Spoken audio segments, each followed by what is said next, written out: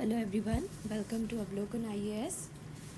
हमने पॉलिटी के पीवाईक्यू पूरे ख़त्म कर लिए हैं फ्रॉम 2014 से 2024।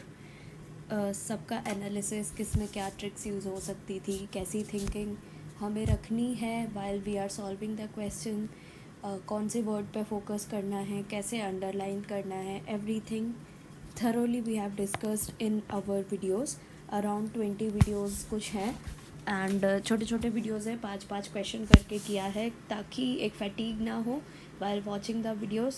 क्योंकि कई बार ऐसा होता है कि हम वीडियो की लेंथ देखते हैं एंड वी रियलाइज़ कि यार ये तो बहुत लंबा है, या प्रोक्रेस्टिनेशन हो जाता है ना, इंटरेस्ट नहीं आता। तो for that reason we have started like doing 5 और 6 क्वेश्चंस डेली। छोटे छोटे वीडियोस बनाएं ताकि आपके लिए भी वो कंड्यूसिव रहे और इंटरेस्टिंग रहे, ठीक है। तो कंटेंट बनाने में, प्रेजेंट करने में, पहले रिसर्च करने में and everything, it takes a lot of time. I hope those you will understand कि कितना एफर्ट लगता है इन सब चीज़ों में, and we are not charging you a single penny for that. Of course, there are many big platforms who are doing it in a better way, who are doing it in a good way, but here what we offer is real time analysis and paper solving. अगर आप मेरे पहले के videos देखोगे, you will realize कि there are mistakes that aspirants commit while doing the question, और मैंने भी की हैं because UPSC बहुत सारे क्वेश्चंस में से बेट देता है ना, and if you are not able to catch where you are getting like laid with UPSC, तो कितना भी PYQ कर लो, कुछ भी कर लो, आंसर रट के चले जाओ, कोई फ़ायदा नहीं होने वाला। क्योंकि main thing is about analysis, and analysis comes when you do it yourself, when you do it honestly, and when you understand what you are doing. Okay, तो इसीलिए ये जो एक नई चीज़ है रियल टाइम क्वेश्चंस वाली, ये हमने स्टार्ट करी है through this initiative, and I hope आपको अच्छी लगेगी। और अभी जैसे हमने पॉलिटी किया था, अब हम इसके आगे इकोनॉमी करने वाले हैं, and in economy we will see all the types of questions कि क्या क्या इम्पॉर्टेंट है। सबसे पहले हम ट्रेंड देखेंगे कि कहाँ कहाँ से क्वेश्चन आ रहे हैं, कितने क्वेश्चन आ रहे हैं, उस हिसाब से we will like move forward. Okay, so I just request you कि आप वीडियो को एंड तक देखिए because it's beneficial to you, ठीक है। तो वीडियो को जब आप पूरे अच्छे तरीके से देखोगे, समझोगे, आपको समझ आएगा कि किसी सब्जेक्ट को हमें स्टार्ट कैसे करना है एंड उसको in the long term preparation कैसे लेके जाना है। क्योंकि इकोनॉमी का फेयरली 20-25% वेटेज होता है, ठीक है। तो आपको ऐसे क्वेश्चंस बिल्कुल नहीं छोड़ने हैं। इकोनॉमी, पॉलिटी, ज्योग्राफी, हिस्ट्री, है ना, ये क्वेश्चंस बिल्कुल नहीं छोड़ने हैं। स्पेशली इकोनॉमी बहुत हैवी इसका रोल है आपके प्रीलिम्स को क्लियर कराने में। Okay, and if you like the video, please do subscribe our channel, please like the video, and please comment what you think about it, what we can improve, so that we can deliver you the best, because of course you deserve the best, right? तो ठीक है, questions पहले हम देखते हैं, analysis थोड़ा सा कि कहाँ से क्वेश्चन आ रहे हैं बेसिकली। ओके, अब देखो, इसमें कलर कोडेड पूरा एनालिसिस दिया है, जो हम देख पा रहे हैं कि macro economics is the main player here, है ना। मैक्रो इकोनॉमिक्स से सबसे ज़्यादा क्वेश्चंस हैं। मैक्रो इकोनॉमिक में भी सबसे ज़्यादा क्वेश्चन कहाँ से आ रहे हैं? एक्सटर्नल सेक्टर से आ रहे हैं। एक्सटर्नल सेक्टर मतलब इम्पोर्ट एक्सपोर्ट्स, जीडीपी ओवरऑल, है ना, या फिर वर्ल्ड इकोनॉमी, उस टाइप से क्वेश्चन ज़्यादा आ रहे हैं। Then comes this fiscal policy, government and budgeting. इसमें करंट अफेयर्स भी होता है, इसमें जो बजट आता है वो भी होता है, इसमें सर्वे भी होता है, और बेसिकली जो आपके बजट के प्रोविजंस होते हैं वो भी होते हैं, ठीक है। कैसे आता है, कौन सा बिल होता है, जो पॉलिटी के साथ ओवरलैप करता है, वो वाला पोर्शन, ठीक है। इसके बाद कौन सा आ रहा है सबसे ज़्यादा? Banking and banking regulations.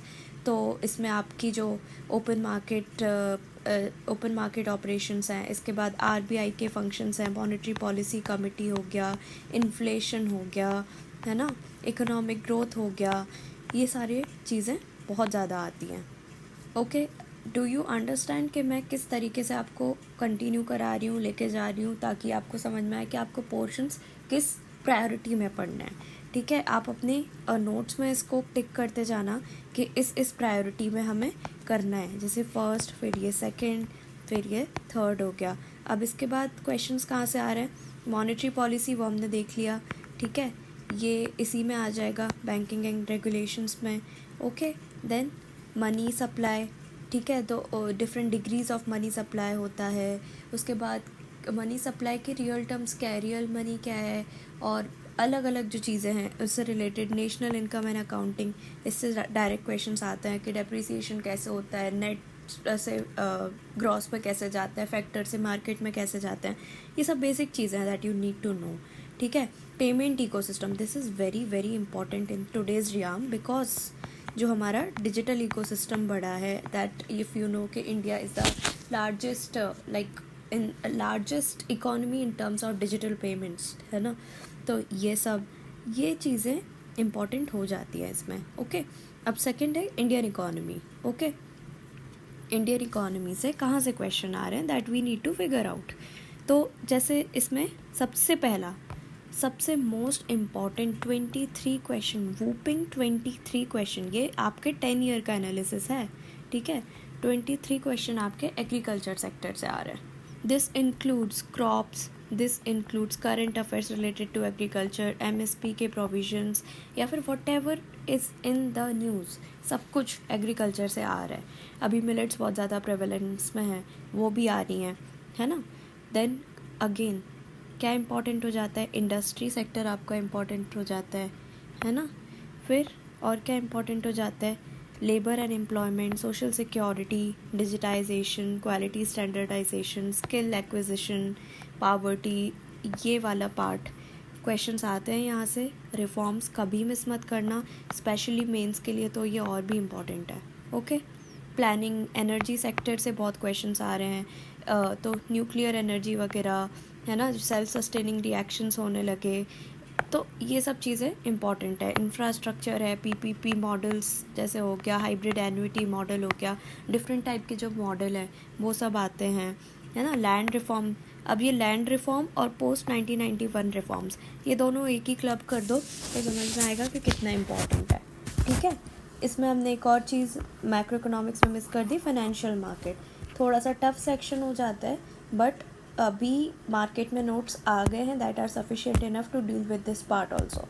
अगर नोट्स की प्रॉब्लम है कि कहाँ से पढ़ना है, तो you can write in the comment section below and we will reply to you कि कहाँ से पढ़ना है। ओके, देन अब जो है माइक्रो इकोनॉमिक्स, माइक्रो इकोनॉमिक्स में ज़्यादा क्वेश्चन नहीं आते, basics are law of demand and supply और अपॉर्चुनिटी कॉस्ट, बट एक बार 2024 का जब हम डिस्कशन करेंगे ना, तब वी विल डिस्कस कि हमें माइक्रो इकोनॉमिक्स से क्या पढ़ना है। ठीक है, चलो, I keep that in mind कि कैसे करना है, और मैं आपको बता दूंगी उसके बाद। ओके, तो अभी ये हमने देख लिया कि मतलब टॉपिक वाइज क्या सेग्रीगेशन है, क्या इंपॉर्टेंट है।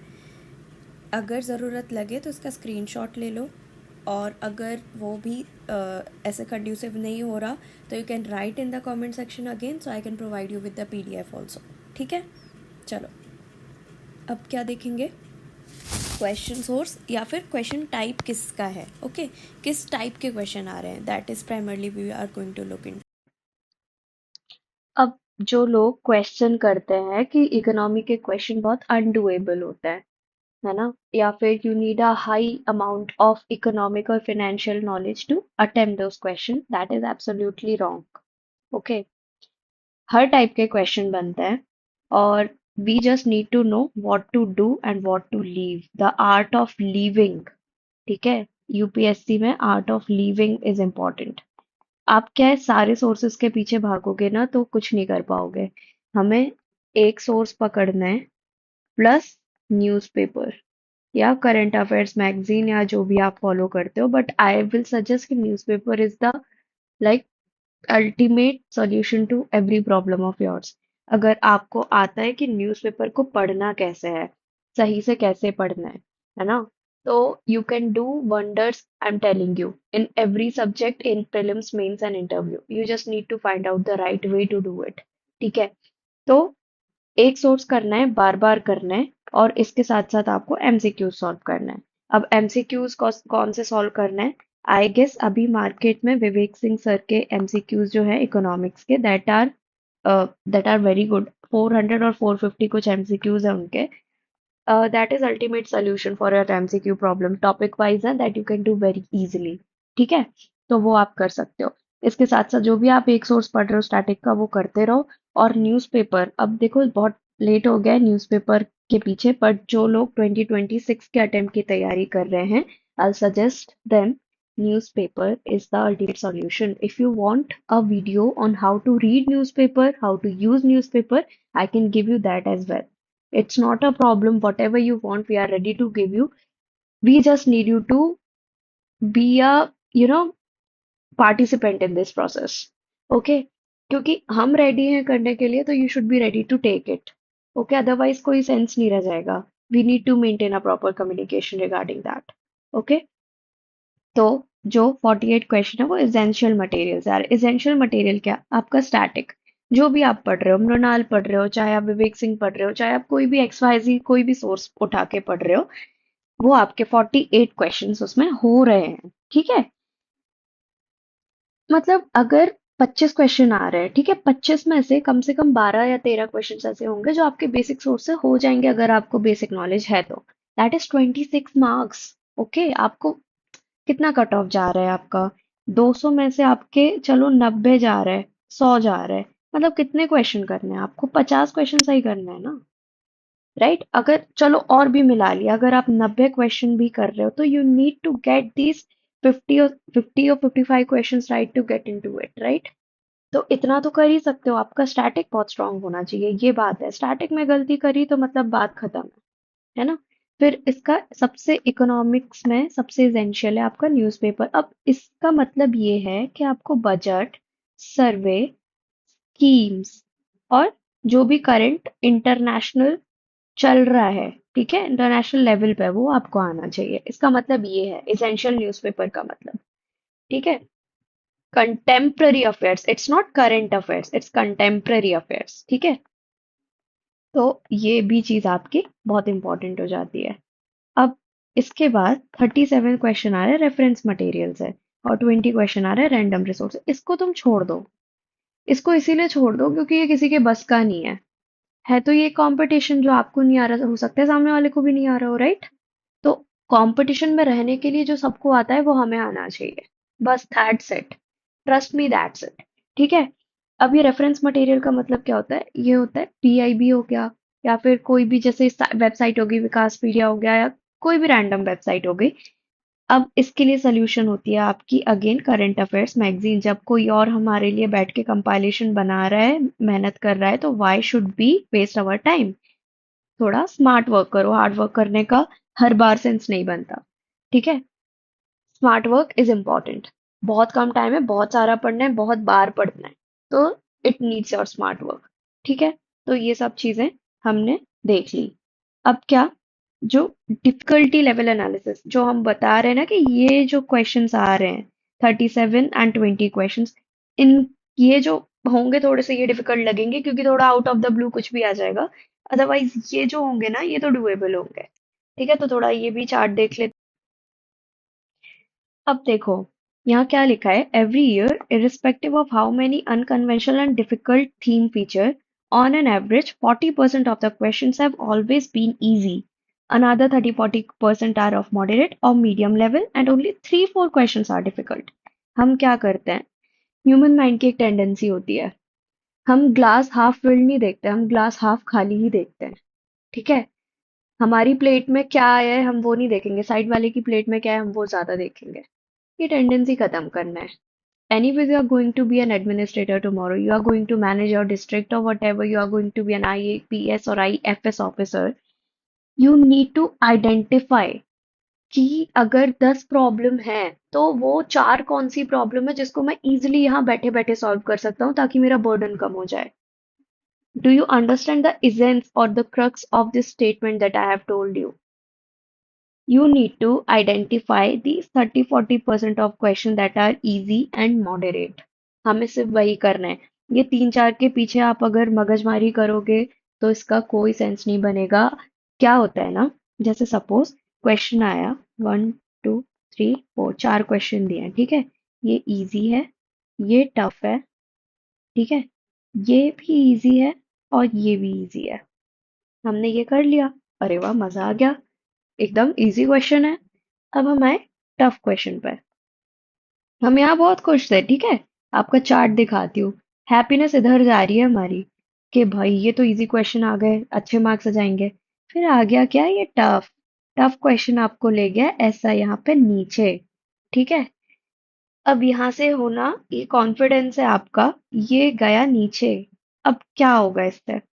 इससे ये होगा कि अगर आप इसमें अपना दिमाग खराब करने लग जाओगे, आपका टाइम भी जाएगा और आपका कॉन्फिडेंस भी जाएगा. तो ऐसे क्वेश्चन को हमें फिलहाल के लिए छोड़ देना है. ऐसे क्वेश्चन को तब डील करना है जब हमारा एक्स्ट्रा टाइम बाकी हो.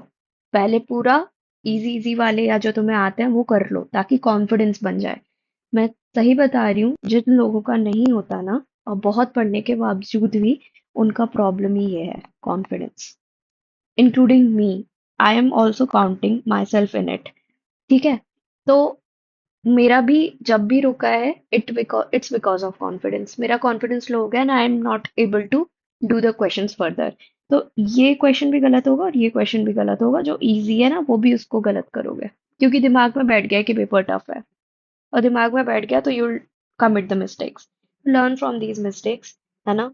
ऐसा नहीं करना है. हमें अपनी स्ट्रेंथ पे खेलना है, ठीक है, ना कि वीकनेस को हावी होने देना है. What is your strength, do it. ठीक है. तो अब हम इसका 2021 से देखते हैं 2024, क्योंकि मेजरली जो पैटर्न है वो यही चेंज हुआ है. 15 क्वेश्चन, 14 क्वेश्चन, 18 क्वेश्चन, 15 क्वेश्चन. ठीक है. तो मतलब आपका समझो 15 से 20 क्वेश्चन इकोनॉमी का आ रहा है और this does not include current affairs. ठीक है, ये अपना अलग से. तो टोटल समझ लो आप 30 क्वेश्चन अराउंड आपके इकोनॉमी से आ रहे हैं. ठीक है. अब इसमें से 15 में से 5, ये तो इजी होगा, इंटू टू कर लो, क्या हो गया, 10. 10 मार्क्स इधर से आ गए. मीडियम में चलो, आपके मीडियम में 5 सही हो जाने चाहिए. ठीक है. 8 में से 5 अटेम्प्ट किए, यहाँ से भी आपके 10 मार्क्स आ गए. और माइनस मार्किंग में चलो आपके अगर 8 भी मार्क्स आ गए, कितने हो गए आपके, 18 नंबर हो गए यहाँ से. ठीक है. तो 30 में से 18 तो आपने यहाँ पे ले ही लिए मार्क्स, राइट. अगर डिफिकल्ट वाला भी तुक्का लग गया, चलो यहाँ से एक ले लिया, तो 18 + 2 कर लो, 20 मार्क्स. What is that, 2/3. ठीक है. बहुत अच्छा है. ये रेशियो भी बुरा नहीं है. अगर आप इतना भी कर पा रहे हो ना, दैट इज वेरी गुड.